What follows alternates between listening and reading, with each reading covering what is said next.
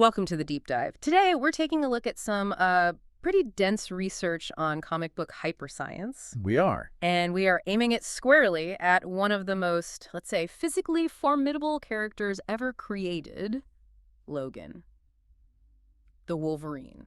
And our mission here really is to get past the movie magic and the special effects. Right. We're going to try and extract the actual scientific concepts that are supposed to be underpinning his powers. We're talking molecular biology, really. So we're digging into the three big ones: the accelerated healing, his almost complete resistance to aging and disease, and then, of course, the bizarre mechanics of those claws. That's the core of it.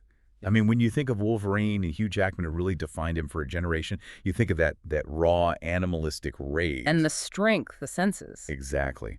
But his real superpower, the engine behind everything, is that healing factor. It's completely tied to his immunity and maybe most importantly, his incredible longevity. Which creates a biological paradox, really. It's the central scientific puzzle we have to solve first. Yeah. If his body is constantly, and I mean constantly, repairing itself at top speed, Just replicating cells, replacing damaged tissue almost instantly. then shouldn't he age at, like, warp speed? Right. We know cell replication causes wear and tear. If his engine is running at redline all the time, he should burn out his lifespan faster than anyone. Okay, that sets the stage perfectly. So let's start with that engine, the hyperspeed healing, to really get how radical his mutation is.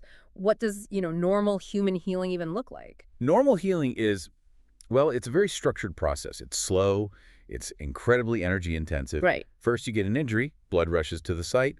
That blood is carrying your defenses, Yeah. your white blood cells, including things called B cells. They're part of your adaptive immune system. The ones that learn to fight specific infections. Precisely. Then you get a clot. A scab forms over it for protection. And eventually, very slowly, the tissue gets repaired. Yeah. And that repair relies on cell division to replace what was damaged. And that process is called mitosis? Mitosis, yes. So if that's our baseline, how does Logan get from that to recovering from, say, a gunshot wound in just a few minutes? The fictional science in the source material suggests his cells just operate at, and this is a quote, ultra-high speeds. Ultra high speeds. Yeah. So we're not talking about normal mitosis anymore. We're in the realm of something they've called hypermitosis. Okay. It's basically a genetically programmed, incredibly accelerated rate of cell reproduction. It lets him close wounds, regenerate muscle, even repair bones at a speed that it defies our understanding of biology. Given the insane amount of metabolic energy something like that must take, do the notes ever talk about the caloric cost? Does he just have to eat a moose for breakfast every day to keep that going? That's a great question, and yes, the sources do touch on it. Running that repair engine at that kind of speed would demand a vast, vast amount of energy. A biological furnace. It's a perfect description. Yeah. His body has this incredibly high metabolic rate, a raging furnace, which means, yeah, he has to eat way more calories than a normal person just to stay level. So if he's taken massive damage for a long time, He would rapidly burn through his energy reserves and Yes. just crash. It's actually one of the few ways you could theoretically slow his healing down. so he's like a biological supercar, unbelievably fast, but just terrible on gas. Exactly. But his whole defense isn't just patching up holes. It's internal too, right? This hypermitosis is linked to his resistance to disease, to drugs, to toxins. Yes, and this is where the speed of his immune response is. Well, it's fascinating. Most deadly poisons are things our bodies have just never seen before. Right, there's no playbook. No playbook. So it takes time, hours, sometimes days, for our adaptive immune system, those B cells, to recognize the threat, figure out the right antibody, and then send it out. And by then the poison has already won the race. It's one. Wolverine doesn't play catch-up. The idea is that his immune system is so accelerated, it recognizes and just dispatches any foreign invader instantly. So his B cells are like Mm. hyper-responsive first responders, the ultimate first responders. They neutralize these complex poisons at what the sources call light speed. It makes him functionally immune to pretty much everything. Which prevents the internal damage from ever taking hold. And that brings us right back to our central paradox. If you're constantly hypermitotically repairing your body, how do you not just age into dust? This is where we have to talk about how aging actually works. Scientifically, it's all tied to cell replication and the integrity of our DNA. Okay.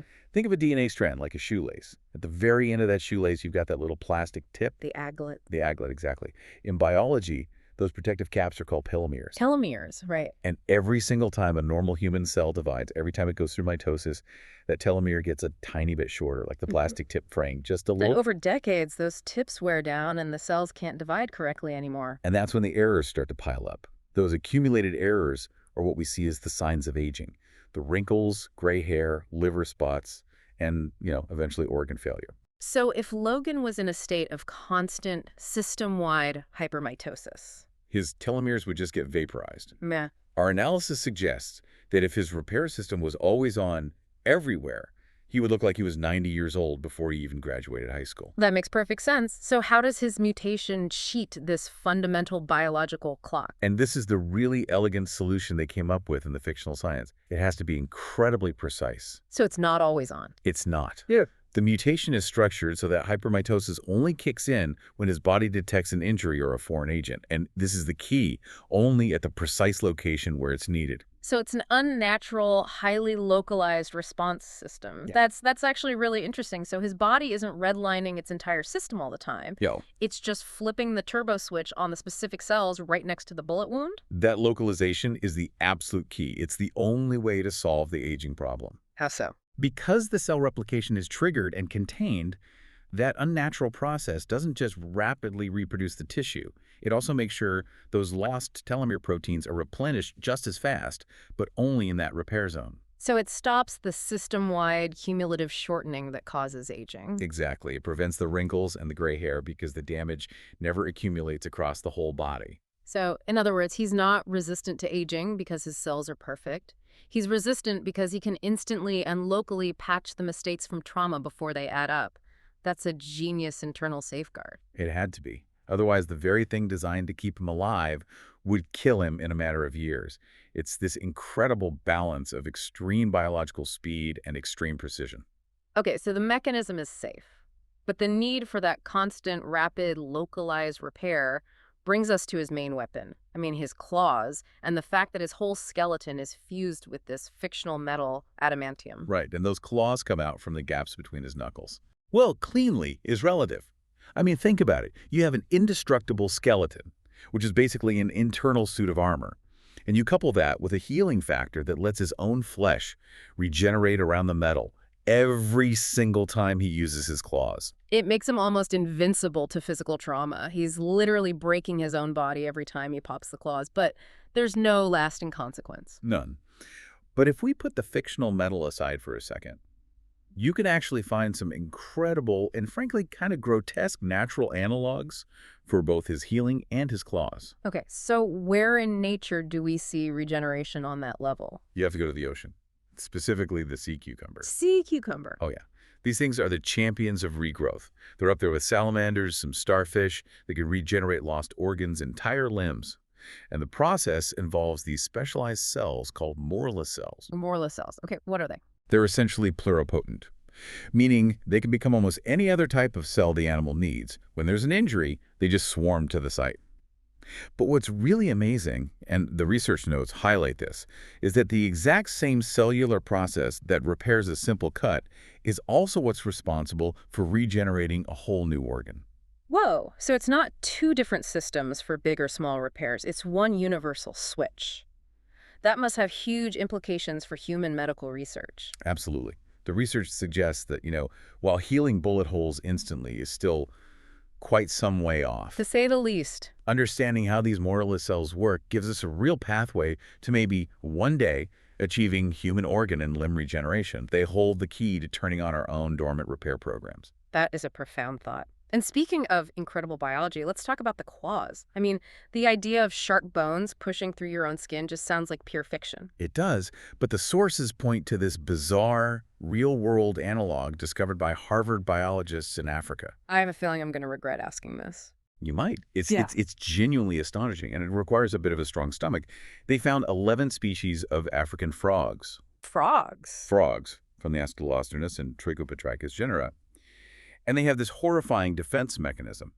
They use sharp toe bones that literally puncture their own skin to act as defensive claws. Wait, they break their own bones and tear their own flesh every single time they defend themselves? Every single time. Yeah. It just shows you the extreme evolutionary pressure they're under. The bone literally cuts its way out to be functional.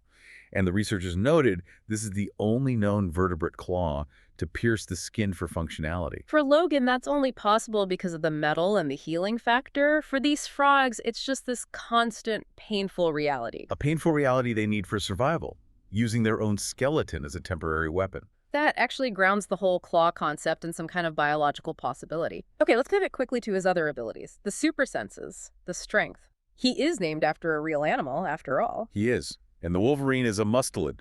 It's in the weasel family. Not a bear or a dog. No, that's a common mistake. It lives in these harsh northern climates like Alaska, and it's known for being stocky, unbelievably vicious, and incredibly strong for its size. I mean, they've been seen killing prey as large as a moose. So the character's rage, his toughness, his strength, it's all pulled directly from the animal. Very clearly derived from his namesake. But his keenest sense is his sense of smell, which is always described as being like a dog's. We all know dogs are better smellers than us, but the scientific scale of that difference it's just staggering. It really is. And recent studies show that human and dog olfactory receptor genes actually evolved from a common ancestor. We have the same basic blueprint. But dogs have just specialized in it. To an unbelievable degree. How much better do you think they are? I don't know, 1,000 times. A standard dog sense of smell is about 100,000 to 1,000,000 times more acute than a human's. A million. A million. And then you get to the specialized breeds, the scent hounds. They're in the 1 to 10 million times more acute range. And then there's the top tier, the bloodhound. And what are they clocking in at? Up to 100 million times more acute than us. 100 million times. I can't even process what that means. What does smelling at that level actually let you do? It means you're getting a flood of chemical information that we can't even imagine. Yeah. A bloodhound can follow a trail that's weeks old. They detect tiny, tiny changes in chemical composition. So for a character like Wolverine, a sense of smell that sharp means he's not just tracking where someone is now. No, he's tracking their chemical history. He can detect their age, their health, their emotional state, even if they were in a room days ago, just by sampling the air. It's like having a chemical history book of everything around him.